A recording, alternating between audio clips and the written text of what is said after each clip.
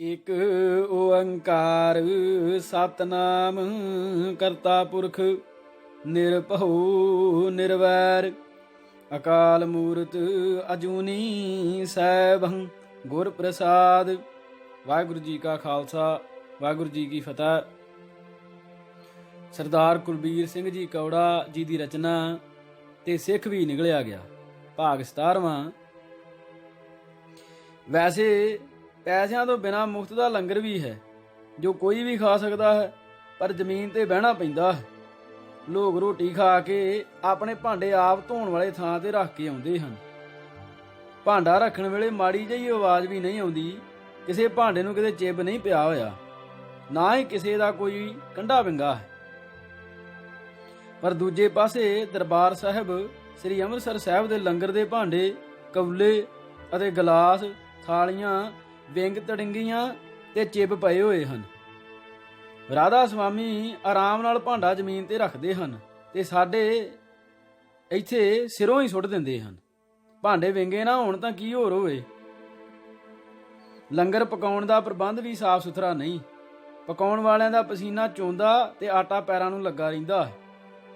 ਕੁਝ ਰੋਟੀਆਂ ਕੱਚੀਆਂ, ਕੁਝ ਪੱਕੀਆਂ, ਕੁਝ ਸੜੀਆਂ ਹੋਈਆਂ। ਦਾਲ ਕਦੇ ਪਤਲੀ, ਕਦੇ ਪਿੰਨੇ ਵਰਗੀ ਸੰਘਣੀ। ਇਸ ਨੂੰ ਲੰਗਰ ਛਕਾਉਣ ਦਾ ਕੋਈ ਚੰਗਾ ਤਰੀਕਾ ਨਹੀਂ ਕਿਹਾ ਜਾ ਸਕਦਾ। ਚਲੋ, ਜੇ ਉੱਥੇ 5-7 ਰੁਪਈਏ ਥਾਲੀ ਲੈਂਦੇ ਹਨ ਤਾਂ ਬੋਲਦੇ ਵੀ ਤਾਂ ਤਮੀਜ਼ ਨਾਲ ਹੀ ਹਨ। ਜੀ ਕਰਦੇ ਫਿਰਦੇ ਹਨ। ਇੱਥੇ ਫੁਲਕਾ ਹੱਥਾਂ ਦੇ ਐਦਾਂ ਉੱਤੋਂ ਸੁੱਟਦੇ ਹਨ ਜਿਵੇਂ ਕੁੱਤੇ ਨੂੰ ਸੁੱਟੀਦਾ। ਜਦੋਂ ਮੈਂ ਜੇਲ੍ਹ ਵਿੱਚ ਸੀ ਤੇ ਅਸੀਂ ਵਾਰਡ ਵਿੱਚ ਰੋਟੀ ਬਣਾਉਂਦੇ ਤਾਂ ਵਾਰਡਨਾਂ ਨੂੰ ਵੀ ਛਕਣ ਲਈ ਕਹਿੰਦੇ। ਸਾਡੇ 2 ਅੰਬਰਸਰੀਏ ਭਾਊ ਅੰਮ੍ਰਿਤਸਰ ਗੁਰਦੁਆਰੇ ਦੇ ਗਿੱਝੇ ਹੋਏ ਰੋਟੀ ਉੱਤੋਂ ਹੀ ਸੁੱਟ ਦਿਆ ਕਰਨ।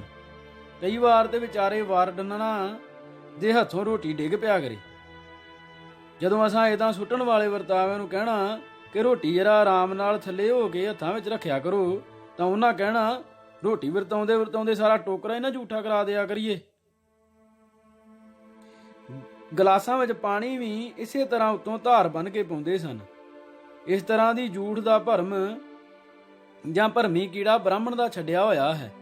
ਬ੍ਰਾਹਮਣ ਹੀ ਝੂਠ, ਮੀਠ ਤੇ ਇਥੋਂ ਤੱਕ ਕਿ ਨੀਵੀਂ ਜਾਤ ਦੇ ਪਰਛਾਵੇਂ ਦਾ ਵੀ ਪਰਹੇਜ਼ ਕਰਦਾ ਹੈ। ਇਹ ਕੀੜਾ ਹੌਲੀ ਹੌਲੀ ਸਿੱਖੀ ਵੱਲ ਵੀ ਆ ਗਿਆ ਹੈ। ਵਾਰਡਨਾਂ ਨੇ ਕੁਝ ਦਿਨ ਹੀ ਰੋਟੀ ਖਾਧੀ, ਫਿਰ ਸਿਰ ਫੇਰ ਦਿਆ ਕਰਨ।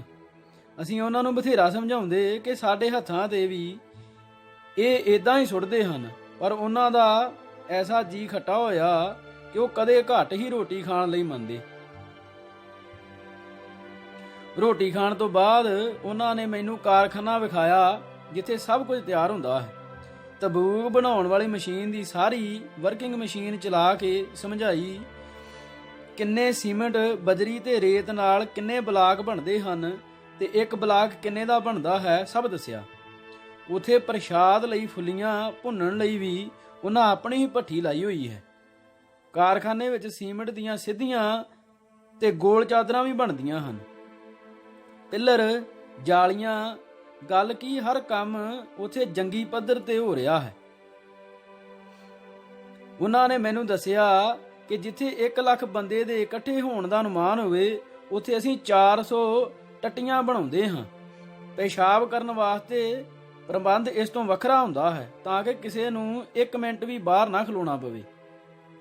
ਤੇ 1 ਲੱਖ ਬੰਦੇ ਦੇ ਪ੍ਰਵਚਨ ਸੁਣਨ ਆਦਿ ਦਾ ਪ੍ਰਬੰਧ 6 ਦਿਨਾਂ ਵਿੱਚ ਰੰਗ ਰੋਗਨ ਕਰਕੇ ਬਿਲਕੁਲ ਮੁਕੰਮਲ ਕਰ ਦਿੰਦੇ ਹਾਂ।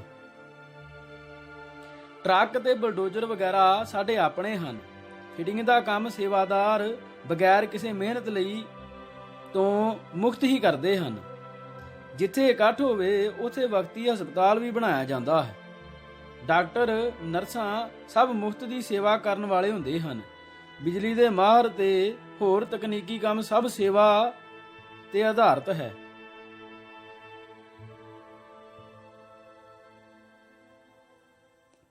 ਦੂਜੇ ਪਾਸੇ ਸਿੱਖ ਧਰਮ ਸਥਾਨਾਂ ਦੀ ਗੱਲ ਲੈ ਲਓ। ਕਾਰ ਸੇਵਾ ਸ਼੍ਰੋਮਣੀ ਕਮੇਟੀ ਪੈਸੇ ਲੈ ਕੇ ਦਿੰਦੀ ਹੈ। ਜਿਸ ਕਾਰ ਸੇਵਾ ਵਾਲੇ ਸਾਧ ਨੂੰ ਸੇਵਾ ਮਿਲਦੀ ਹੈ, ਉਹ ਲਾਗੇ ਦੇ ਪਿੰਡਾਂ ਦਾ ਜੀਣਾ ਆਰਾਮ ਕਰ ਦਿੰਦਾ ਹੈ। ਜੀਪਾਂ ਦੇ ਕੇ ਦੁੱਧ ਇਕੱਠਾ ਕਰਨ ਭੇਜਦਾ ਹੈ। ਕਦੇ ਪੱਕਾ ਪਕਾਇਆ ਲੰਗਰ ਅਤੇ ਕਦੇ ਲੈਂਟਰ ਪਾਉਣ ਲਈ ਨਾਸਾਂ ਵਿੱਚ ਧੂੰ ਦੇ ਕੇ ਮੁਫਤ ਦੇ ਕਿਰਤੀ ਇਕੱਠੇ ਕਰਦਾ ਹੈ। ਕਾਰ ਸੇਵਾ ਕਰਦਿਆਂ ਕਰਦਿਆਂ ਸਾਧ ਉਹ ਗੰਦ ਘੋਲਦਾ ਹੈ ਜਿਹੜਾ ਰਹੇ ਰੱਬ ਦਾ ਨਾਂ। ਰਾਧਾ ਸੁਆਮੀਆਂ ਨੇ ਕਿਤਾਬਾਂ ਦਾ ਤਾਂ ਸੈਂਕੜਿਆਂ ਦੇ ਹਿਸਾਬ ਨਾਲ ਲਿਖੀਆਂ ਹਨ। ਪਰ ਗੁਰੂ ਗ੍ਰੰਥ ਸਾਹਿਬ ਵਾਂਗ ਕੋਈ ਗ੍ਰੰਥ ਤਿਆਰ ਨਹੀਂ ਕੀਤਾ। ਡੇਰੇ ਦੇ ਨਾਲ ਹੀ major, general, brigadier, IG police, engineer, doctor ਤੇ ਹੋਰ ਸਰਕਾਰੀ ਨੌਕਰੀ ਤੋਂ ਰਿਟਾਇਰ ਹੋ ਚੁੱਕੇ ਅਫਸਰਾਂ ਦੇ ਆਪੋ ਆਪਣੇ ਛੋਟੇ ਛੋਟੇ ਬੰਗਲੇ ਹਨ। ਹਰ ਗੱਡੀ ਬਿਆਸ ਰੇਲਵੇ ਸਟੇਸ਼ਨ ਤੇ ਰੁਕ ਕੇ ਆਉਂਦੀ ਹੈ ਤੇ ਜਾਂਦੀ ਹੈ। ਹੁਣ ਬਿਆਸ 에ਅਰਪੋਰਟ ਬਣਾਉਣ ਦੀ ਤਿਆਰੀ ਵੀ ਹੋ ਰਹੀ ਹੈ ਤਾਂ ਕਿ ਵਿਦੇਸ਼ਾਂ ਤੋਂ ਰਾਧਾ ਸੁਆਮੀ ਜਹਾਜ਼ ਰਾਹੀਂ ਭੰਡਾਰੇ ਤੇ ਆਇਆ ਕਰਨ। ਇਹੋ ਜਿਹੇ ਕੁਝ ਕਾਰਨ ਹਨ ਜਿਨ੍ਹਾਂ ਕਰਕੇ ਸਿੱਖ ਧਰਮ ਵਿੱਚ ਲੋਕਾਂ ਦੀ ਦਿਲਚਸਪੀ ਘਟਦੀ ਜਾਂਦੀ ਹੈ ਤੇ ਰਾਧਾ ਸੁਆਮੀ, ਨਿਰੰਕਾਰੀ ਤੇ ਇਸ ਤਰ੍ਹਾਂ ਦੇ ਹੋਰ ਧਰਮਾਂ ਵਿੱਚ ਵੱਧਦੀ ਜਾਂਦੀ ਹੈ। ਸਿੱਖਾਂ ਵਿੱਚ ਅੱਗੇ ਵਾਲਾ ਉਤਸ਼ਾਹ ਹੈ ਹੀ ਨਹੀਂ। ਅੱਗੇ ਸਿੱਖ ਜਦੋਂ ਵੀ ਕਦੇ ਅੰਮ੍ਰਿਤਸਰ ਜਾਂਦੇ ਤਾਂ ਦਰਬਾਰ ਸਾਹਿਬ ਇਸ਼ਨਾਨ ਜ਼ਰੂਰ ਕਰਦੇ। ਹੁਣ ਵੇਖੀਦਾ ਹੈ ਕਿ ਕੋਈ ਵਿਰਲਾ ਹੀ ਇਸ਼ਨਾਨ ਕਰ ਰਿਹਾ ਹੁੰਦਾ ਹੈ। ਕਿੱਥੇ 1 ਲੱਖ ਬੰਦੇ ਵਾਸਤੇ 400 ਟੱਟੀ ਦਾ ਪ੍ਰਬੰਧ ਤੇ ਕਿੱਥੇ ਦਰਬਾਰ ਸਾਹਿਬ ਦੇ ਦਰਸ਼ਨਾਂ ਨੂੰ ਆਉਣ ਵਾਲੀ ਕਈ ਲੱਖ ਸੰਗਤ ਵਾਸਤੇ ਇੱਕ ਨਿੱਕਾ ਜਿਹਾ ਪਿਸ਼ਾਬ ਘਰ, ਜਿੱਥੇ ਮਸਾਂ 6-7 ਆਦਮੀ ਹੀ ਜਾ ਸਕਦੇ ਹਨ। ਇੱਕ ਗੱਲ ਸਿੱਖ ਧਰਮ ਵਿੱਚ ਬੜੀ ਅਜੀਬ ਹੈ, ਜੇ ਕੁਦਰਤੀ ਜ਼ਰੂਰਤ ਟੱਟੀ ਪਿਸ਼ਾਬ ਦੀ ਸਹੂਲਤ ਨਾ ਬਣਾਉਣ ਬਾਰੇ ਪੁੱਛੋ ਤਾਂ ਕਹਿੰਦੇ ਹਨ ਦਰਬਾਰ ਸਾਹਿਬ ਦੇ ਅੰਦਰ ਟੱਟੀ ਖਾਨੇ ਬਣਾ ਕੇ ਗੰਦ ਪਾਉਣਾ ਹੈ। ਪਰ ਦੂਜੇ ਪਾਸੇ ਕਿਸੇ ਵੀ ਡਾਕਟਰ ਨੂੰ ਪੁੱਛ ਲਓ, ਉਹ ਕਹੇਗਾ ਕਿ ਕਰੀਬ 800 ਗ੍ਰਾਮ ਗੰਦ ਹਰ ਵੇਲੇ ਬੰਦੇ ਦੇ ਪੇਟ ਵਿੱਚ ਰਹਿੰਦਾ ਹੈ। ਜੇ ਗੰਦ ਕਿਸੇ ਵਜ੍ਹਾ ਕਰਕੇ ਹੈਜੇ ਆਦਿ ਦੀ ਬਿਮਾਰੀ ਕਾਰਨ ਪੇਟ ਵਿੱਚੋਂ ਨਿਕਲ ਜਾਵੇ ਤਾਂ ਬੰਦਾ ਮਰ ਜਾਂਦਾ ਹੈ। ਇਸੇ ਕਰਕੇ ਹੀ ਟੱਟੀਆਂ ਲੱਗਣ ਦੀ ਬਿਮਾਰੀ ਨੂੰ ਗੰਭੀਰ ਮਿਥਿਆ ਗਿਆ ਹੈ।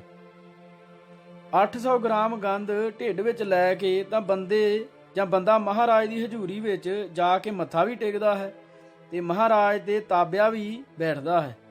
ਪਰ ਪ੍ਰਕਰਮਾਂ ਵਿੱਚ ਲੋਕਾਂ ਨੂੰ ਇਹ ਸਹੂਲਤ ਨਾ ਦੇਣੀ ਸਮਝ ਨਹੀਂ ਆਉਂਦੀ ਕਿੱਧਰ ਦੀ ਦਲੀਲ ਹੈ।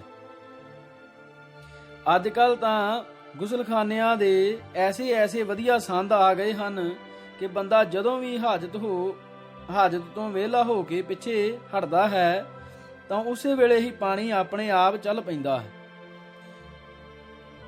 ਬਦਬੂ ਵਗੈਰਾ ਦਾ ਤਾਂ ਸਵਾਲ ਹੀ ਪੈਦਾ ਨਹੀਂ ਹੁੰਦਾ। ਜੇ ਪ੍ਰਕਰਮਾਂ ਵਿੱਚ ਕਿਸੇ ਛੋਟੇ ਬੱਚੇ ਨੂੰ ਪਿਸ਼ਾਬ ਜਾਂ ਟੱਟੀ ਆ ਜਾਵੇ ਤਾਂ ਉਹਦਾ ਮਾਂ ਪਿਓ ਉਹਨੂੰ ਲੈ ਕੇ ਕਿੱਧਰ ਭੱਜੇ। ਮੈਨੂੰ ਇੱਕ ਖਾੜਕੂ ਸਿੰਘ ਦੀ ਗੱਲ ਯਾਦ ਆਈ। ਭਾਈ ਰਮਿੰਦਰ ਸਿੰਘ ਟੈਣੀ, ਜਿਹੜੇ ਅਕਾਲੀ ਦਲ ਜਲੰਧਰ ਸ਼ਹਿਰੀ ਦੇ ਉਸ ਵੇਲੇ ਪ੍ਰਧਾਨ ਮਾਸਟਰ ਅਮਰੀਕ ਸਿੰਘ ਦੇ ਬੇਟੇ ਸਨ ਤੇ ਬਹੁਤ ਹੀ ਬੇਦਾਗ ਅਤੇ ਵਧੀਆ ਖਾੜਕੂ ਜੀਵਨ ਗੁਜ਼ਾਰਿਆ। ਪੁਲਿਸ ਵਾਲੇ ਵੀ ਉਹਨਾਂ ਦੀ ਇੱਜ਼ਤ ਕਰਦੇ ਸਨ ਕਿਉਂਕਿ ਹਵਾਲਾਤ ਵਿੱਚ ਉਹ ਹਰ ਵੇਲੇ ਪਾਠ ਕਰਦੇ ਰਹਿੰਦੇ ਸਨ ਤੇ ਬਾਅਦ ਵਿੱਚ ਖੰਨਾ ਨੇੜੇ ਆਪਣੀ ਪਤਨੀ, ਜਿਸ ਦੇ ਪੇਟ ਵਿੱਚ ਬੱਚਾ ਵੀ ਸੀ, ਸਮੇਤ ਪੁਲਿਸ ਮੁਕਾਬਲੇ ਵਿੱਚ ਸ਼ਹੀਦ ਹੋ ਗਏ ਸਨ। ਇਹ ਭਾਣਾ ਵਾਪਰਨ ਤੇ ਜਦੋਂ ਮੈਂ ਅਫਸੋਸ ਕਰਨ ਮਾਸਟਰ ਜੀ ਦੇ ਘਰ ਗਿਆ ਤਾਂ ਉਹਨਾਂ ਨੇ ਦੱਸਿਆ ਕਿ ਟੈਣੀ ਨੇ ਕਿਹਾ ਸੀ ਕਿ ਇਸ ਕਮਰੇ ਵਿੱਚ ਫਰਸ਼ ਥੱਲੇ ਸੀਵਰੇਜ ਦੇ ਪਾਈਪ ਨਾ ਪਾਇਓ, ਕਿਉਂਕਿ ਜੇ ਕਦੇ ਮੈਂ ਇੱਥੇ ਆਵਾਂ ਤਾਂ ਬੈਠ ਕੇ ਭਜਨ ਬੰਦਗੀ ਕਰਨੀ ਹੁੰਦੀ ਹੈ। ਮੈਂ ਇਹ ਗੱਲ ਸੁਣ ਕੇ ਹੈਰਾਨ ਰਹਿ ਗਿਆ ਕਿਉਂਕਿ ਰਮਿੰਦਰ ਸਿੰਘ ਟੈਣੀ ਇੱਕ ਪੜ੍ਹਿਆ ਲਿਖਿਆ ਨੌਜਵਾਨ ਸੀ ਤੇ ਇੱਕ ਨਿੱਜੀ ਕਾਲਜ ਚਲਾਉਂਦਾ ਸੀ ਜਿਸ ਵਿੱਚ ਸਾਇੰਸ ਦੀਆਂ ਵੀ ਸ਼ਾਇਦ ਕਲਾਸਾਂ ਲੱਗਦੀਆਂ ਸਨ। ਪਾਈਪ ਤੇ ਜ਼ਮੀਨ ਦੇ ਥੱਲੇ ਪੈਣੇ ਸਨ। ਉੱਪਰ 2.5-3 ਇੰਚ ਮੋਟੀ ਕੰਕਰੀਟ ਦੀ ਫਰਸ਼ ਪੈਣੀ ਸੀ, ਪਰ ਫਿਰ ਵੀ ਥੱਲੇ ਪਾਈਪ ਨਾ ਪਾਉਣ ਦੀ ਹਿਦਾਇਤ ਸੀ। ਦਮਦਮੀ ਟਕਸਾਲ ਚੌਂਕ ਮਹਿਤਾ ਗੁਰਦੁਆਰਾ ਗੁਰਦਰਸ਼ਨ ਪ੍ਰਕਾਸ਼ ਵਿਖੇ ਡੇਰੇ ਦੇ ਸਿੰਘਾਂ ਦੇ ਰਹਿਣ ਲਈ ਕਮਰੇ ਬਣੇ ਹੋਏ ਸਨ। ਗੁਰਦੁਆਰਾ ਸਾਹਿਬ ਦਾ ਖੁੱਲ੍ਹਾ ਅਹਾਤਾ ਕਈ ਏਕੜ ਜ਼ਮੀਨ ਵਿੱਚ ਹੈ। ਰਿਹਾਇਸ਼ ਵਾਲੇ ਕਮਰੇ ਅਹਾਤੇ ਦੇ ਇੱਕ ਬੰਨੇ ਬਣੇ ਹੋਏ ਹਨ ਤੇ ਬਾਥਰੂਮ ਅਹਾਤੇ ਦੇ ਦੂਜੇ ਬੰਨੇ। ਜੇ ਕਿਸੇ ਨਵੀਂ ਬਣੀ ਇਮਾਰਤ ਚੰਡੀਗੜ੍ਹ ਲੰਗਰ ਵਾਲੇ ਹਾਲ ਦੇ ਉੱਪਰ ਬਣੀ ਇਮਾਰਤ ਨੂੰ ਕਹਿੰਦੇ ਹਨ ਤੇ ਉਸ ਦੀ ਨਾਲ ਵਾਲੀ ਇਮਾਰਤ ਵਿੱਚ ਰਹਿੰਦੇ ਬੰਦੇ ਨੂੰ ਹਾਜਤ ਹੋ ਜਾਵੇ ਤਾਂ ਮੈਂ ਨਹੀਂ ਸਮਝਦਾ ਉਹ ਹਾਤੇ ਦੇ ਦੂਜੇ ਬੰਨੇ ਬਣੇ ਬਾਥਰੂਮ ਤੱਕ ਪਹੁੰਚ ਸਕੇ। ਜੇ ਹੁਣ ਵੀ ਉਸ ਇਮਾਰਤ ਵਿੱਚ ਕਿਸੇ ਬਾਹਰੋਂ ਗਏ ਵਿਅਕਤੀ ਨੂੰ ਪਿਸ਼ਾਬ ਆ ਜਾਵੇ ਤਾਂ ਉੱਥੇ ਰਹਿਣ ਵਾਲੇ ਸਿੰਘ ਕਹਿੰਦੇ ਹਨ, ਆਰੇ ਵਾਲੇ ਬੰਨੇ ਪਿੱਛੇ ਜਾ ਕੇ ਕਰ ਆਓ। ਕੀ ਇਸ ਨਾਲੋਂ ਇਹ ਚੰਗਾ ਨਹੀਂ ਸੀ ਕਿ ਹਰ ਕਮਰੇ ਨਾਲ ਸੰਬੰਧਿਤ ਇੱਕ ਬਾਥਰੂਮ ਹੁੰਦਾ, ਪਰ ਸਵੱਛਤਾ ਤੇ ਬ੍ਰਾਹਮਣ ਦੀ ਸੋਚ ਨੇ ਇਹ ਹੋਣ ਨਹੀਂ ਦਿੱਤਾ। ਲੋਕ ਸਮੇਂ ਦੇ ਨਾਲ ਅਗਾਂਹ ਨੂੰ ਜਾਂਦੇ ਹਨ, ਪਰ ਸਿੱਖ ਦਿਨੋਂ ਦਿਨ 16ਵੀਂ ਸਦੀ ਵੱਲ ਨੂੰ ਜਾ ਰਹੇ ਹਨ। ਇਸੇ ਕਰਕੇ ਹੀ ਇਹ ਉੱਥੇ ਪਹੁੰਚ ਚੱਲੇ ਹਨ ਜਿੱਥੋਂ ਤੁਰੇ ਸੀ। ਬ੍ਰਾਹਮਣਵਾਦ ਦਾ ਦਨ ਦਨਾਉਂਦਾ ਅਜਗਰ ਇਹਨਾਂ ਨੂੰ ਨਿਗਲ ਚੱਲਿਆ ਹੈ। ਮੇਰੀ ਮਾਤਾ ਜੀ ਬੜੀ ਖਾਸ ਸੀ ਕਿ ਉਹ ਦਿੱਲੀ ਦੇ ਗੁਰਦੁਆਰਿਆਂ ਦੇ ਦਰਸ਼ਨ ਕਰੇ। ਉਹ ਵਿਚਾਰੀ ਇਸ ਤੋਂ ਪਹਿਲਾਂ ਕਦੇ ਵੀ ਦਿੱਲੀ ਨਹੀਂ ਸੀ ਗਈ। ਮੈਨੂੰ ਕਈ ਵਾਰ ਪੁੱਛਦੀ ਰਹਿੰਦੀ ਸੀ, ਗੁਰਦੁਆਰਾ ਸੀਸਗੰਜ ਤੇ ਬਹੁਤ ਵੱਡਾ ਹੋਣਾ, ਕਹਿੰਦੇ ਲਾਲ ਕਿਲ੍ਹਾ ਵੀ ਉੱਥੋਂ ਲਾਗੇ ਹੀ ਆ।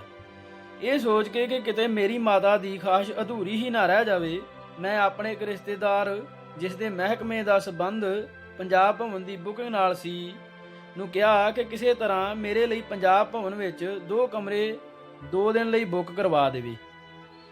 ਜਦੋਂ ਮੈਂ ਗੁਰਦੁਆਰਿਆਂ ਦੇ ਦਰਸ਼ਨ ਦੀ ਗੱਲ ਦੱਸੀ ਤਾਂ ਉਸ ਰਿਸ਼ਤੇਦਾਰ ਦੀ ਮਾਂ ਵੀ ਉਹਦੇ ਖਹਿੜੇ ਜੇ ਪੈ ਗਈ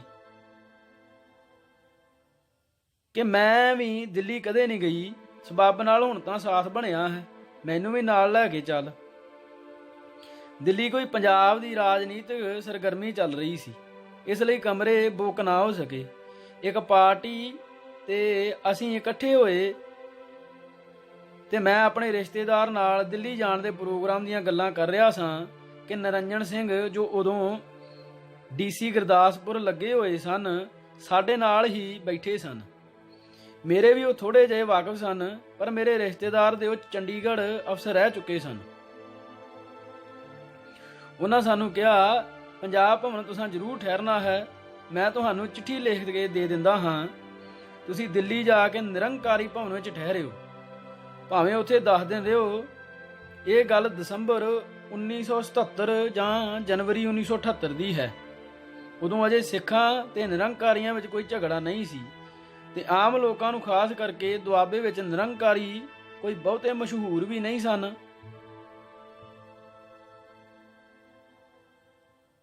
ਬਸ ਇੰਨਾ ਸੁਣੀਦਾ ਸੀ ਕਿ ਨਿਰੰਕਾਰੀ ਬਾਬਾ ਆਪਣਾ ਇੱਕ ਹੱਥ ਉੱਪਰ ਤੇ ਇੱਕ ਹੱਥ ਥੱਲੇ ਰੱਖ ਕੇ ਲੋਕਾਂ ਨੂੰ ਦੱਸਦਾ ਹੈ ਕਿ ਦੋਹਾਂ ਹੱਥਾਂ ਵਿੱਚ ਜਿਹੜਾ ਫਾਸਲਾ ਹੈ, ਬਸ ਉਹ ਹੀ ਪ੍ਰਮਾਤਮਾ ਹੈ। ਨਿਰੰਜਨ ਸਿੰਘ ਵੀ ਨਿਰੰਕਾਰੀ ਬਾਬੇ ਦਾ ਸਮਝੋ ਸੱਜਾ ਹੱਥ ਸੀ। ਉਹਦੇ ਕੋਲੋਂ ਚਿੱਠੀ ਲੈ ਕੇ ਅਸੀਂ 2 ਪਰਿਵਾਰ 2 ਕਾਰਾਂ ਤੇ ਦਿੱਲੀ ਚਲੇ ਗਏ। ਰੋਹਤਕ ਰੋਡ ਤੇ ਕਿੰਗਜ਼ਵੇ ਕੈਂਪ ਵਿੱਚ ਨਿਰੰਕਾਰੀ ਭਵਨ ਹੈ। ਜਦੋਂ ਸਾਡੀਆਂ ਕਾਰਾਂ ਨਿਰੰਕਾਰੀ ਭਵਨ ਅੱਗੇ ਰੁਕੀਆਂ ਤਾਂ ਮੇਰੇ ਰਿਸ਼ਤੇਦਾਰ ਨੇ ਨਿਰੰਜਨ ਸਿੰਘ ਵਾਲੀ ਚਿੱਠੀ ਗੇਟ ਤੇ ਖਲੋਤੇ 2 ਬੰਦਿਆਂ ਵਿੱਚੋਂ ਇੱਕ ਨੂੰ ਦਿੱਤੀ। ਉਹ ਚਿੱਠੀ ਲੈ ਕੇ ਅੰਦਰ ਚਲਾ ਗਿਆ ਤੇ ਆਪਣੇ ਨਾਲ 5-6 ਬੰਦਿਆਂ ਨੂੰ ਲਿਆਇਆ। ਉਹਨਾਂ ਵਿੱਚ ਇੱਕ ਅਧਖੜ ਜਿਹੀ ਚੰਗੀ ਡੀਲ ਡੌਲ ਤੇ ਪੂਰੇ ਰੋਹਬ ਵਾਲੀ ਔਰਤ ਵੀ ਸੀ। ਉਸ ਆਉਂਦੀ ਨੇ ਹੀ ਸਾਨੂੰ ਉੱਚੀ ਸਾਰੀ ਧੰਨ ਨਿਰੰਕਾਰ ਕਿਹਾ ਤੇ ਅਸਾਂ ਅੱਗੋਂ ਸਤਿ ਸ਼੍ਰੀ ਅਕਾਲ ਕਹਿ ਕੇ ਜਵਾਬ ਦਿੱਤਾ। ਸਾਨੂੰ ਕੋਈ ਪਤਾ ਨਹੀਂ ਸੀ ਕਿ ਅੱਗੋਂ ਸਾਨੂੰ ਵੀ ਧੰਨ ਨਿਰੰਕਾਰ ਕਹਿਣਾ ਚਾਹੀਦਾ ਹੈ। ਉਸ ਬੀਬੀ ਨੇ ਹੁਕਮ ਦੇਣ ਵਾਲੇ ਲਹਿਜੇ ਵਿੱਚ ਇੱਕ ਅੰਮ੍ਰਿਤਧਾਰੀ ਸਿੰਘ, ਜਿਸ ਨੂੰ ਉਸਨੇ ਗਿਆਨੀ ਜੀ ਕਰਕੇ ਸੰਬੋਧਨ ਕੀਤਾ ਸੀ, ਕਿਹਾ, ਗਿਆਨੀ ਜੀ, ਇਹਨਾਂ ਨੂੰ 13 ਤੇ 14 ਨੰਬਰ ਕਮਰੇ ਦੇ ਦਿਓ। ਫਿਰ ਉਸਨੇ ਸਾਨੂੰ ਕਿਹਾ, ਕਮਰੇ ਤੇ ਹੋਰ ਵੀ ਬਹੁਤ ਹਨ, ਪਰ ਇਹ ਦੋਵੇਂ ਕਮਰੇ ਬੜੇ ਖੁੱਲੇ ਡੁੱਲੇ ਹਨ ਤੇ ਤੁਹਾਡੇ ਨਾਲ ਛੋਟੇ ਬੱਚੇ ਹਨ, ਉੱਪਰ ਖੇਡਣਗੇ ਤੇ ਜੇ ਇਹਨਾਂ ਦਾ ਜੀ ਕਰੇ ਤਾਂ ਥੱਲੇ ਆ ਕੇ ਵਿਹੜੇ ਵਿੱਚ ਵੀ ਖੇਡ ਸਕਦੇ ਹਨ। ਹੁਣੇ ਹੀ ਖੇਡਣ ਲਈ ਕਈ ਬੱਚੇ ਆ ਜਾਣੇ ਹਨ। ਇਹ ਦੋਵੇਂ ਕਮਰੇ ਪਹਿਲੀ ਮੰਜ਼ਲ ਤੇ ਸਨ ਤੇ ਇਹਨਾਂ ਦੇ ਬਿਲਕੁਲ ਸਾਹਮਣੇ ਥੱਲੇ ਵਿਹੜਾ ਸੀ। ਵਿਹੜੇ ਤੋਂ ਪਰਲੇ ਪਾਸੇ ਨਿਰੰਕਾਰੀ ਬਾਬੇ ਗੁਰਬਚਨ ਸਿੰਘ ਦੀ ਰਿਹਾਇਸ਼ ਸੀ। ਉਹਨਾਂ ਦੇ ਘਰ ਦੇ ਦਰਵਾਜ਼ੇ ਵਿੱਚ ਇਸ ਵਿਹੜੇ ਵਿੱਚ ਖੁੱਲ੍ਹਦੇ ਸਨ। ਕਾਰ ਆ ਕੇ ਦਰਵਾਜ਼ੇ ਅੱਗੇ ਖਲੋ ਜਾਂਦੀ ਤੇ ਨਿਰੰਕਾਰੀ ਬਾਬਾ ਕਾਰ ਵਿੱਚੋਂ ਉਤਰ ਕੇ ਕਮਰੇ ਵਿੱਚ ਚਲਾ ਜਾਂਦਾ। ਇਸੇ ਘਰ ਅੱਗੇ ਹੀ ਜਦੋਂ ਕਾਰ ਆ ਕੇ ਰੁਕੀ ਸੀ ਤੇ ਬਾਬਾ ਤੇ ਉਹਨਾਂ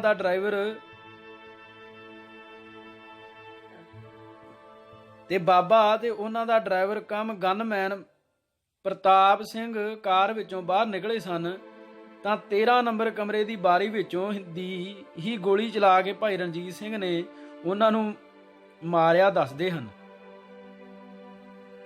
ਫਿਰ 13 ਨੰਬਰ ਕਮਰੇ ਦੀ ਹੀ ਪਿਛਲੀ ਬਾਰੀ, ਜਿਸ ਦੀ ਗਰਿੱਲ ਦੱਸਦੇ ਹਨ ਕਿ ਭਾਈ ਰਣਜੀਤ ਸਿੰਘ ਨੇ ਇੱਕ ਦਿਨ ਪਹਿਲਾਂ ਹੀ ਖੋਲ੍ਹੀ ਹੋਈ ਸੀ ਤੇ ਸਿਰਫ ਮਾੜੇ ਮਾੜੇ ਪੇਜ ਹੀ ਅੜਾਏ ਹੋਏ ਸਨ, ਨੂੰ ਪਿੱਛੇ ਹਟਾ ਕੇ ਪਿਛਲੇ ਪਾਸੇ ਉਤਰ ਕੇ ਉਹ ਫਰਾਰ ਹੋ ਗਏ ਸਨ। ਇਹ ਗੱਲਾਂ ਭਾਈ ਰਣਜੀਤ ਸਿੰਘ ਜੀ ਦੇ ਚਲਾਨ ਵਿੱਚ ਲਿਖੀਆਂ ਹੋਈਆਂ ਹਨ, ਜਿਸ ਦਾ ਜੇਲ੍ਹ ਵਿੱਚ ਮੈਂ ਅੰਗਰੇਜ਼ੀ ਤੋਂ ਪੰਜਾਬੀ ਵਿੱਚ ਉਲੱਥਾ ਕਰਕੇ ਭਾਈ ਸਾਹਿਬ ਨੂੰ ਦਿੱਤਾ ਸੀ।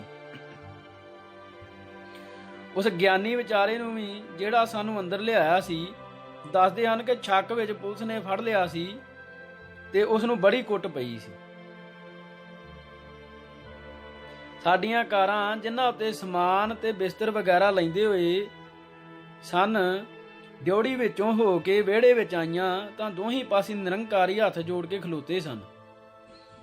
ਮੇਰੀ ਮਾਤਾ ਤਾਂ ਉਹ ਸਵਾਗਤ ਵੇਖ ਕੇ ਬੜੀ ਪ੍ਰਸੰਨ ਹੋਈ ਤੇ ਹੌਲੀ ਹੌਲੀ ਆਖੀ ਜਾਵੇ ਕਿ ਇਹ ਹੈ ਤੇ ਵਿਚਾਰੇ ਬੜੇ ਚੰਗੇ, ਪਰ ਇਹ ਸਿੱਖ ਨਹੀਂ ਲੱਗਦੇ।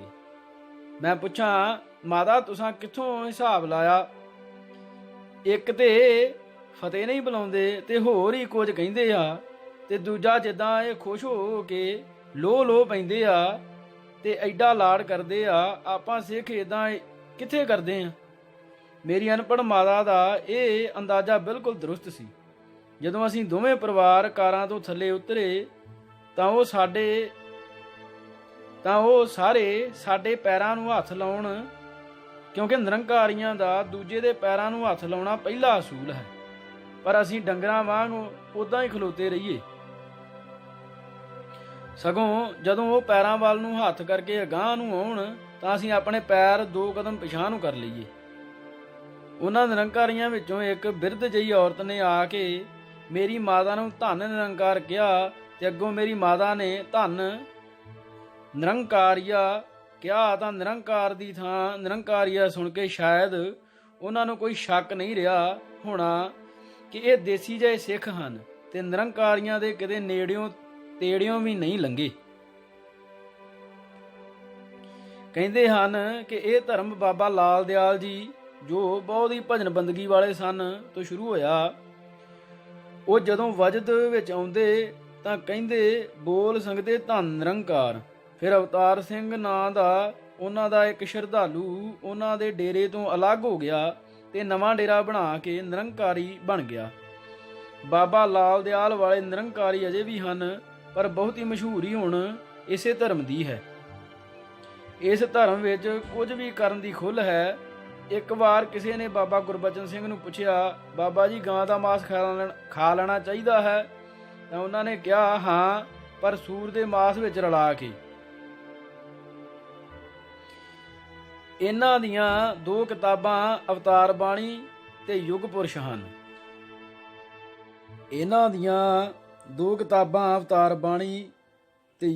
ਹਨ। ਜਿਨ੍ਹਾਂ ਵਿੱਚ ਸਿੱਖ ਗੁਰੂਆਂ ਤੇ ਸਿੱਖ ਤੀਰਥ ਸਥਾਨਾਂ ਦੀ ਬੜੀ ਬਦਖੋਹੀ ਕੀਤੀ ਹੋਈ ਹੈ ਤੇ ਲਿਖਿਆ ਹੋਇਆ ਹੈ ਕਿ ਮੈਂ ਅੰਮ੍ਰਿਤਸਰ ਦਰਬਾਰ ਸਾਹਿਬ ਵੀ ਜਾਂਦਾ ਰਿਹਾ ਤੇ ਸਰੋਵਰ ਵਿੱਚ ਵੀ ਨਹਾਉਂਦਾ ਰਿਹਾ, ਪਰ ਮੈਨੂੰ ਕੋਈ ਫਾਇਦਾ ਨਾ ਹੋਇਆ। ਜਦੋਂ ਦਾ ਨਿਰੰਕਾਰੀਆਂ ਦੀ ਸ਼ਰਨ ਵਿੱਚ ਆਇਆ ਹਾਂ, ਉਦੋਂ ਦਾ ਹੀ ਮੈਨੂੰ ਗਿਆਨ ਪ੍ਰਾਪਤ ਹੋਇਆ ਹੈ। ਇਹਨਾਂ ਦੀ ਕਿਤਾਬ ਵਿੱਚ ਲਿਖਿਆ ਹੋਇਆ ਹੈ, ਗੁਰਬਚਨ ਗੁਰੂ ਹੈ ਜਗਤ ਕਾ ਸਭ ਕਾ ਪਾਲਣਹਾਰ। ਸਿੱਖਾਂ ਨੂੰ ਉਸ ਦਾ ਇਹ ਕਹਿਣਾ ਬੜਾ ਬੁਰਾ ਲੱਗਦਾ ਹੈ ਤੇ ਸਿੱਖ ਕਹਿੰਦੇ ਹਨ ਕਿ ਜੇ ਇਹ ਆਖੇ ਕਿ ਗੁਰਬਚਨ ਗੁਰੂ ਹੈ ਨਿਰੰਕਾਰੀਆਂ ਦਾ ਪਾਲਣਹਾਰ, ਤਾਂ ਸਾਨੂੰ ਕੋਈ ਇਤਰਾਜ਼ ਨਹੀਂ। ਪਰ ਜਦੋਂ ਇਹ ਕਹਿੰਦਾ ਹੈ ਸਭ ਦਾ ਪਾਲਣਹਾਰ, ਤਾਂ ਸਾਡਾ ਪਾਲਣਹਾਰ ਸਰਬ ਸ਼ਕਤੀਮਾਨ ਪਰਮਾਤਮਾ ਹੈ, ਢਿੱਡ ਵਿੱਚ ਗੂੰ ਲੈ ਕੇ ਫਿਰਨ ਵਾਲਾ ਮਨੁੱਖ ਨਹੀਂ। ਦੂਜੀ ਇਤਰਾਜ਼ ਵਾਲੀ ਗੱਲ ਇਹ ਸੀ ਕਿ ਇਹਨਾਂ ਨੇ ਆਪਣੇ ਡੇਰੇ ਦੀਆਂ ਜਨਾਨੀਆਂ ਦਾ ਨਾਂ ਬੇਬੇ ਨਾਨਕੀ, ਬੀਬੀ ਭਾਨੀ, ਮਾਤਾ ਜੀਤੋ, ਮਾਤਾ ਸਾਹਿਬ ਕੌਰ, ਮਾਈ ਭਾਗੋ, ਬੀਬੀ ਵੀਰੋ ਤੇ ਇਸ ਤਰ੍ਹਾਂ ਦੇ ਹੋਰ ਗੁਰੂ ਪਰਿਵਾਰ ਨਾਲ ਸੰਬੰਧਿਤ ਰੱਖੇ ਹੋਏ ਹਨ। ਤੀਜਾ ਇਹ ਕਹਿੰਦੇ ਸਨ, ਸ਼ਾਇਦ ਹੁਣ ਵੀ ਕਹਿੰਦੇ ਹੋਣ, ਕਿ ਗੁਰੂ ਗੋਬਿੰਦ ਸਿੰਘ ਨੇ 5 ਪਿਆਰੇ ਬਣਾਏ ਹਨ ਤੇ ਸਾਡੇ 7 ਸਿਤਾਰੇ ਹਨ। ਇਹਨਾਂ 7 ਸਿਤਾਰਿਆਂ ਵਿੱਚੋਂ 2-3 ਖਾੜਕੂਆਂ ਵੱਲੋਂ ਮਾਰੇ ਵੀ ਜਾ ਚੁੱਕੇ ਹਨ। ਇਹਨਾਂ ਦੀਆਂ ਦੋਵੇਂ ਕਿਤਾਬਾਂ ਸ਼ਾਇਦ ਦਵਿੰਦਰ ਸਤਿਆਰਥੀ ਨੇ ਲਿਖੀਆਂ ਹਨ। ਇਹਨਾਂ ਦਾ ਸਾਰਾ ਪ੍ਰਚਾਰ ਵੀ ਸਿੱਖੀ ਦੇ ਵਿਰੁੱਧ ਹੈ। ਇਹਨਾਂ ਦੇ ਅੰਮ੍ਰਿਤਸਰ ਦੇ ਸਮਾਗਮ ਵਿੱਚ ਸਿੱਖ ਇਹਨਾਂ ਨੂੰ ਇਹ ਹੀ ਆਖਣ ਗਏ ਸਨ ਕਿ ਤੁਸੀਂ ਆਪਣਾ ਧਰਮ ਜਿਵੇਂ ਮਰਜ਼ੀ ਚਲਾਓ, ਪਰ ਸਾਡੇ ਗੁਰੂਆਂ ਨੂੰ ਬੁਰਾ ਨਾ ਆਖੋ। ਪਰ ਇਹਨਾਂ ਨਿਰੰਕਾਰੀਆਂ ਨੇ 13 ਅਪ੍ਰੈਲ ਵਿਸਾਖੀ ਵਾਲੇ ਦਿਨ 13 ਨਿਹੱਥੇ ਸਿੰਘਾਂ ਜਾਂ ਸਿੰਘ ਗੋਲੀਆਂ ਮਾਰ ਕੇ ਸ਼ਹੀਦ ਕਰ ਦਿੱਤੇ। ਪ੍ਰਕਾਸ਼ ਸਿੰਘ ਬਾਦਲ ਉਦੋਂ ਪੰਜਾਬ ਦੇ ਮੁੱਖ ਮੰਤਰੀ ਸਨ ਤੇ ਇਹਨਾਂ ਦੇ ਹੁਕਮ ਨਾਲ ਉਸ ਵੇਲੇ ਦਾ ਆਈਜੀ ਪੁਲਿਸ ਸਰਦਾਰ ਭਗਵਾਨ ਸਿੰਘ ਦਾਨੇਵਾਲੀਆ ਬਾਬੇ ਗੁਰਬਚਨ ਸਿੰਘ ਨੂੰ ਆਪਣੀ ਸਰਕਾਰੀ ਗੱਡੀ ਵਿੱਚ ਬਿਠਾ ਕੇ ਕਰਨਾਲ ਛੱਡ ਕੇ ਆਇਆ ਸੀ। ਜੇ ਬਾਬੇ ਨੂੰ ਇੱਥੇ ਹੀ ਗ੍ਰਿਫਤਾਰ ਕਰਕੇ ਮੁਕੱਦਮਾ ਚਲਾਇਆ ਜਾਂਦਾ ਤਾਂ ਸ਼ਾਇਦ ਪੰਜਾਬ ਦਾ ਸੰਤਾਪ ਉਤਪੰਨ ਨਾ ਹੁੰਦਾ। ਅਦਾਲਤਾਂ ਵੀ ਇਹੋ ਜਿਹੇ ਡੇਰੇਦਾਰਾਂ ਦਾ ਸਾਥ ਦਿੰਦੀਆਂ ਹਨ। 13 ਬੰਦਿਆਂ ਦੇ ਕਿਸੇ ਵੀ ਕਾਤਲ ਨੂੰ 1 ਮਿੰਟ ਦੀ ਵੀ ਸਜ਼ਾ ਨਾ ਹੋਈ। ਉਧਰ ਪ੍ਰਕਾਸ਼ ਸਿੰਘ ਬਾਦਲ ਨੇ ਸੈਸ਼ਨ ਜੱਜ ਦੇ ਫੈਸਲੇ ਵਿਰੁੱਧ ਅਪੀਲ ਕਰਨ ਵਾਲੀ ਫਾਈਲ ਉਹਨਾਂ ਚਿਰ ਤੱਕ ਨੱਪੀ ਰੱਖੀ ਜਿੰਨਾ ਚਿਰ ਤੱਕ ਉਹਦੀ ਮਿਆਦ ਨਾ ਲੰਘ ਗਈ। ਇਸ ਮੁਕੱਦਮੇ ਵਿੱਚ ਹੀ ਭਾਈ ਰਣਜੀਤ ਸਿੰਘ ਨੂੰ 14 ਸਾਲ ਜੇਲ੍ਹ ਕੱਟਣੀ ਪਈ ਤੇ ਉਹਨਾਂ ਦੀ ਜਵਾਨੀ ਦੇ ਵਧੀਆ 14 ਸਾਲ ਬੇਕਾਰ ਗਏ। ਉਹਨਾਂ ਨੇ ਸਾਨੂੰ ਬਿਸਤਰੇ ਤੇ ਕਾਰਾਂ ਤੇ ਰੱਖੇ ਅਟੈਚੀਆਂ ਨੂੰ ਵੀ ਹੱਥ ਨਾ ਲਾਉਣ ਦਿੱਤਾ ਤੇ ਸਾਰਾ ਸਮਾਨ ਆਪ ਹੀ ਚੁੱਕ ਕੇ 13 ਤੇ 14 ਨੰਬਰ ਕਮਰੇ ਵਿੱਚ ਲਿਆਏ। ਇਹ ਦੋਵੇਂ ਕਮਰੇ ਆਮ ਕਮਰਿਆਂ ਨਾਲੋਂ ਕਾਫੀ ਵੱਡੇ ਸਨ। ਹਰ ਕਮਰੇ ਵਿੱਚ ਮੰਜਿਆਂ ਤੋਂ ਇਲਾਵਾ ਇੱਕ ਮੇਜ਼ ਉੱਤੇ ਇੱਕ ਪਾਣੀ ਦਾ ਭਰਿਆ ਹੋਇਆ ਜੱਗ ਤੇ 4-4 ਗਲਾਸ ਪਹਿਲਾਂ ਦੇ ਹੀ ਰੱਖੇ ਹੋਏ ਸਨ। ਪਾਣੀ ਦੇ ਜੱਗ ਉੱਪਰੋਂ ਢੱਕੇ ਹੋਏ ਸਨ ਤੇ ਗਲਾਸ ਮੂਧੇ ਮਾਰੇ ਹੋਏ ਸਨ। ਸਾਡੇ ਕੋਲ ਸੇਵਾਦਾਰ ਕਈ ਵਾਰੀ ਆਇਆ ਕਿ ਕਿਸੇ ਚੀਜ਼ ਦੀ ਲੋੜ ਹੋਵੇ ਤਾਂ ਦੱਸੋ, ਪਰ ਅਸੀਂ ਅੱਗੋਂ ਧੰਨਵਾਦ ਕਰ ਦਿਆ ਕਰੀਏ। ਮੇਰਾ ਉਹ ਰਿਸ਼ਤੇਦਾਰ ਕਹਿਣ ਲੱਗਾ, ਥੱਕੇ ਤਾਂ ਆਪਾਂ ਪਏ ਹਾਂ, 2-2 ਪੈਗ ਮਾਰ ਲੈਂਦੇ ਤਾਂ ਥਕੇਵਾਂ ਲੈ ਜਾਣਾ ਸੀ, ਪਰ ਆਹ ਕੰਧ ਤੇ ਲਿਖਿਆ ਹੋਇਆ ਹੈ ਕਿ ਨਸ਼ਾ ਕਰਨਾ ਮਨਾ ਹੈ। ਫਿਰ ਆਹ ਗਲਾਸ ਤੇ ਪਾਣੀ ਪਤਾ ਨਹੀਂ ਕਾਹਦੇ ਲਈ ਰੱਖਿਆ ਹੋਇਆ ਹੈ। ਰਾਤ ਜਿਹੀ ਪੈ ਗਈ ਪਰ ਅਸੀਂ ਉੱਦਾਂ ਹੀ ਬੈਠੇ ਰਹੇ। ਫਿਰ ਗਿਆਨੀ ਆਇਆ ਤੇ ਕਹਿਣ ਲੱਗਾ, ਤੁਸੀਂ ਬਿਲਕੁਲ ਘਰ ਵਰਗਾ ਮਹਿਸੂਸ ਕਰੋ, ਕਿਸੇ ਚੀਜ਼ ਦੀ ਲੋੜ ਹੋਵੇ ਤਾਂ ਦੱਸ ਦਿਓ। ਥੱਲੇ ਸਾਡਾ ਰੈਸਤਰਾਂ ਹੈ ਜਿੱਥੇ ਫਾਇਦਾ ਨਹੀਂ, ਨੁਕਸਾਨ ਨਹੀਂ ਤੇ ਆਧਾਰ ਤੇ ਹਰੇਕ ਚੀਜ਼ ਮਿਲਦੀ ਹੈ। ਮੀਟ ਸੋਡਾ ਜੋ ਵੀ ਲੈਣਾ ਹੋਵੇ। ਮੇਰਾ ਰਿਸ਼ਤੇਦਾਰ ਕਹਿਣ ਲੱਗਾ, ਸੋਡਾ ਤੇ ਮੀਟ ਲੈ ਕੇ ਕੀ ਕਰੀਏ, ਤੁਸਾਂ ਤਾਂ ਆਹ ਕੰਧ ਤੇ ਲਿਖਿਆ ਹੋਇਆ ਹੈ ਕਿ ਨਸ਼ਾ ਕਰਨਾ ਮਨਾ ਹੈ। ਇਹ ਸੁਣ ਕੇ ਗਿਆਨੀ ਬੜਾ ਹੱਸਿਆ ਤੇ ਕਹਿਣ ਲੱਗਾ, ਮੈਂ ਵੀ ਆਖਾਂ ਭਈ ਇਹ ਚੁੱਪਚਾਪ ਕਿਉਂ ਬੈਠੇ ਹਨ। ਅਸਾਂ ਲਿਖ ਕੇ ਤੇ ਇਸ ਕਰਕੇ ਲਾਇਆ ਹੈ ਕਿ ਕੋਈ ਜ਼ਿਆਦਾ ਹੀ ਨਾ ਪੀ ਲਵੇ, ਕਿਉਂਕਿ ਇਹ ਸਾਡੇ VIP ਕਮਰੇ ਹਨ ਤੇ ਸਾਹਮਣੇ ਬਾਬਾ ਜੀ ਦੀ ਰਿਹਾਇਸ਼ ਹੈ। ਇੱਦਾਂ ਦੇ ਕੋਈ ਜ਼ਿਆਦਾ ਪੀ ਕੇ ਉੱਚੀ ਗੱਲਾਂ ਹੀ ਕਰੀ ਜਾਵੇਗਾ ਜਾਂ ਗਾਲੀ ਗਲੋਚ ਤੇ ਉਤਰ ਆਏਗਾ, ਪਰ ਤੁਸੀਂ ਤਾਂ ਆਪਣੇ ਪਰਿਵਾਰਾਂ ਨਾਲ ਹੋ। ਫਿਰ ਸਰਦਾਰ ਨਰਿੰਜਨ ਸਿੰਘ ਹੋਰਾਂ ਕਰਕੇ ਅਸਾਂ ਤੁਹਾਡੀ ਸੇਵਾ ਕਰਨੀ ਹੀ ਸੀ ਜਾਂ ਕਰਨੀ ਹੀ ਹੈ, ਸਾਡਾ ਫਰਜ਼ ਬਣਦਾ ਹੈ। ਥੋੜੀ ਦੇਰ ਬਾਅਦ ਹੀ ਸੋਡਾ, ਬਰਫ਼ ਤੇ ਮੀਟ ਤੇ ਸਲਾਦ ਵਗੈਰਾ ਆ ਗਿਆ। ਉਨੇ ਚਿਰ ਤੱਕ ਹਨੇਰਾ ਹੋ ਚੁੱਕਾ ਸੀ ਤੇ ਵਿਹੜੇ ਵਿੱਚ ਲਾਗਲੇ ਘਰਾਂ ਦੇ ਬੱਚੇ ਖੇਡਣ ਲਈ ਆ ਗਏ ਸਨ। 14-15 ਸਾਲਾਂ ਦੀਆਂ ਕੁੜੀਆਂ ਤੱਕ ਵੀ ਖੇਡਣ ਵਾਲੇ ਬੱਚਿਆਂ ਵਿੱਚ ਸ਼ਾਮਲ ਸਨ।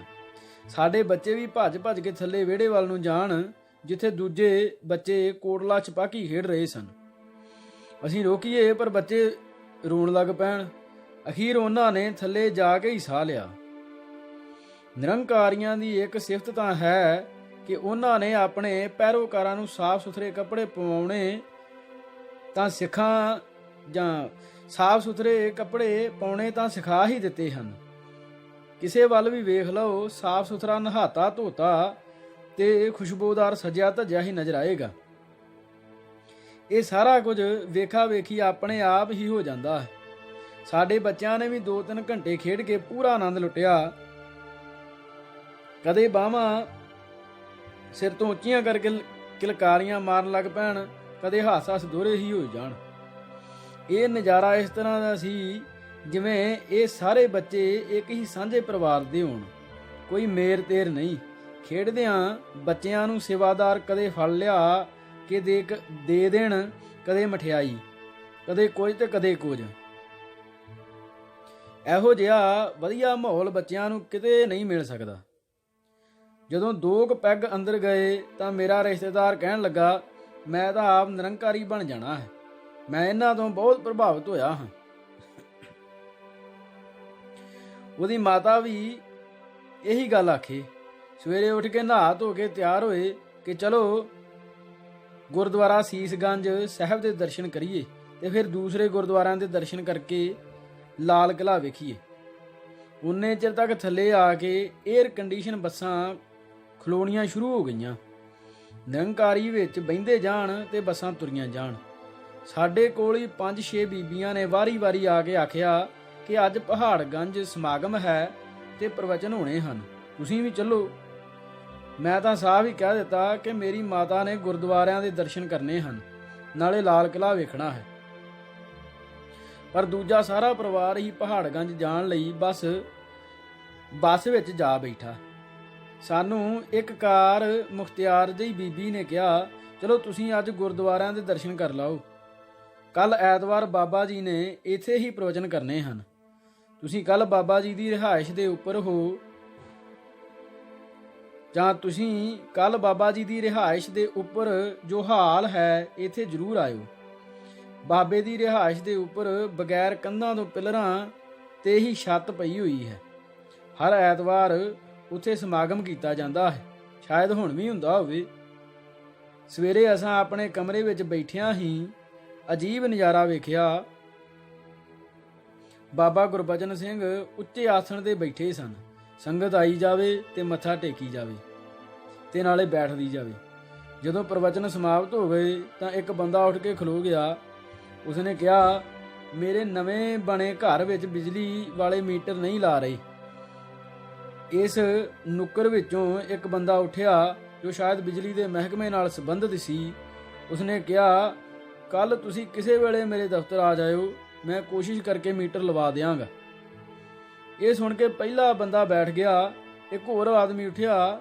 ਉਹਨੇ ਕਿਹਾ, ਜੀ ਮੇਰਾ ਫਲਾਣੀ ਕਲੋਨੀ, ਕਿਸੇ ਨਵੀਂ ਬਣੀ ਕਲੋਨੀ ਦਾ ਨਾਂ ਲਿਆ, ਵਿੱਚ ਨਕਸ਼ਾ ਪਾਸ ਨਹੀਂ ਹੋ ਰਿਹਾ ਤੇ ਦਫ਼ਤਰ ਵਾਲੇ ਰਿਸ਼ਵਤ ਮੰਗਦੇ ਹਨ। ਇੱਕ ਹੋਰ ਬੰਦਾ ਉੱਠਿਆ ਤੇ ਉਸਨੇ ਕਿਹਾ, ਆਪਣਾ ਕਾਰਡ ਨਾ। ਇੱਕ ਬੰਦਾ ਹੋਰ ਉੱਠਿਆ ਤੇ ਉਸਨੇ ਆਪਣਾ ਕਾਰਡ ਉਸ ਬੰਦੇ ਵੱਲ ਵਧਾਇਆ ਜੋ ਦੂਰ ਖਲੋਤੇ ਬੰਦੇ ਕੋਲ ਹੱਥੋਂ ਹੱਥੀ ਬੈਠੇ ਲੋਕਾਂ ਨੇ ਪਹੁੰਚਾ ਦਿੱਤਾ। ਉਸਨੇ ਵੀ ਇਹ ਹੀ ਕਿਹਾ, ਮੈਨੂੰ ਮਿਲ ਲੈਣਾ, ਤੁਹਾਡਾ ਕੰਮ ਹੋ ਜਾਵੇਗਾ। ਇਸ ਤਰ੍ਹਾਂ ਹੀ ਹੋਰ ਮਹਿਕਮਿਆਂ ਨਾਲ ਸੰਬੰਧਿਤ ਲੋਕ ਵੀ ਵਾਰੀ-ਵਾਰੀ ਆਪਣਾ ਕੰਮ ਦੱਸਦੇ ਰਹੇ ਤੇ ਕੋਈ ਨਾ ਕੋਈ ਉੱਠ ਕੇ ਉਹਨਾਂ ਨੂੰ ਭਰੋਸਾ ਦਿੰਦਾ ਰਿਹਾ ਕਿ ਕੰਮ ਹੋ ਜਾਏਗਾ। ਨਿਰੰਕਾਰੀ ਬਾਬਾ ਸਿਰਫ ਸੁਣ ਰਿਹਾ ਸੀ ਤੇ ਵੇਖ ਰਿਹਾ ਸੀ ਤੇ ਇਸ ਸਮੇਂ ਵਿੱਚ ਉਸਨੇ ਇੱਕ ਲਫ਼ਜ਼ ਵੀ ਮੂੰਹੋਂ ਨਹੀਂ ਕੱਢਿਆ। ਨਿਰੰਕਾਰੀ ਬਣ ਕੇ ਕੰਮ ਕਰਾਉਣਾ ਵੀ ਸ਼ਾਇਦ ਨਿਰੰਕਾਰੀਆਂ ਦੀ ਗਿਣਤੀ ਵਧਾਉਂਦਾ ਹੈ। ਆਪਣੇ ਨਿੱਜੀ ਕੰਮਾਂ ਦੀ ਮਾਰੀ ਦੁਨੀਆ ਨੂੰ ਕੰਮ ਹੋ ਜਾਣ ਤੇ ਰਾਹਤ ਮਿਲਦੀ ਹੈ। ਸਮਾਗਮਾਂ ਤੇ ਆਉਣ ਕਰਕੇ ਵਿਆਹ ਜੋ ਕੁੜੀਆਂ ਲਈ ਮੁੰਡੇ ਤੇ ਮੁੰਡਿਆਂ ਲਈ ਕੁੜੀਆਂ ਵੀ ਮਿਲ ਜਾਂਦੀਆਂ ਹਨ ਤੇ ਇਹ ਤਰ੍ਹਾਂ ਇਹ ਇੱਕ ਭਾਈਚਾਰਾ ਜਿਹਾ ਬਣਿਆ ਹੋਇਆ ਹੈ। ਮੇਰਾ ਰਿਸ਼ਤੇਦਾਰ ਵੀ ਹਰ ਐਤਵਾਰ ਚੰਡੀਗੜ੍ਹ ਦੇ ਨਿਰੰਕਾਰੀ ਭਵਨ ਜਾਣ ਲੱਗ ਪਿਆ, ਖਾਸ ਕਰਕੇ ਉਸ ਦਿਨ ਤੋਂ ਜਿਸ ਦਿਨ ਉਸ ਨੂੰ ਪਤਾ ਲੱਗਾ ਕਿ ਉਸ ਦੇ ਮਹਿਕਮੇ ਦਾ ਸਕੱਤਰ ਕੱਟੜ ਨਿਰੰਕਾਰੀ ਹੈ। ਇੱਕ ਹੋਰ PCS ਕੁੜੀ ਜਿਸ ਦਾ ਪਿਤਾ ਚੰਡੀਗੜ੍ਹ ਦੇ ਕਿਸੇ ਗੁਰਦੁਆਰੇ ਦਾ ਪ੍ਰਧਾਨ ਸੀ ਵੀ ਉੱਥੇ ਨਿਯਮਿਤ ਜਾਂਦੀ ਸੀ। ਜਦੋਂ ਵੀ ਸਕੱਤਰ ਨਿਰੰਕਾਰੀ ਭਵਨ ਆਵੇ, ਮੇਰਾ ਰਿਸ਼ਤੇਦਾਰ ਉਹਦੇ ਪੈਰੀਂ ਹੱਥ ਤੇ ਉਹ ਸਕੱਤਰ ਮੇਰੇ ਰਿਸ਼ਤੇਦਾਰ ਦੇ ਪੈਰੀਂ ਹੱਥ ਲਾਇਆ ਕਰੇ। 5-6 ਵਾਰੀ ਇਸ ਤਰ੍ਹਾਂ ਹੋਣ ਨਾਲ ਦੋਹਾਂ ਦੀ ਵਾਕਫੀਅਤ ਬਣ ਗਈ। ਬਸ ਇਸੇ ਵਾਕਫੀ ਦਾ ਫਾਇਦਾ ਉਠਾ ਕੇ ਇੱਕ ਦਿਨ ਉਸਨੇ ਸਕੱਤਰ ਨੂੰ ਕਿਹਾ, ਸਰ ਮੈਨੂੰ ਸ਼ੁਰੂ ਤੋਂ ਚੰਡੀਗੜ੍ਹ ਹੀ ਲਾਇਆ ਹੋਇਆ ਹੈ, ਮੈਨੂੰ ਹੀ ਬਾਹਰ ਚੰਗੇ ਥਾਂ ਲਾਇਆ ਜਾਵੇ। ਤੀਜੇ ਦਿਨ ਉਹ ਰੋਪੜ ਐਗਜ਼ੈਕਟਿਵ ਮੈਜਿਸਟ੍ਰੇਟ ਲਾ ਦਿੱਤਾ ਗਿਆ। ਇਹ ਸੀ ਨਿਰੰਕਾਰੀ ਅਫਸਰ ਸਾਹਮਣੇ ਨਿਰੰਕਾਰੀ ਬਣਨ ਦਾ ਫਾਇਦਾ। ਸੋ ਇਸ ਭਾਗ ਲਈ ਨਾ ਜੀ। ਵਾਹਿਗੁਰੂ ਜੀ ਕਾ ਖਾਲਸਾ, ਵਾਹਿਗੁਰੂ ਜੀ ਕੀ ਫਤਿਹ।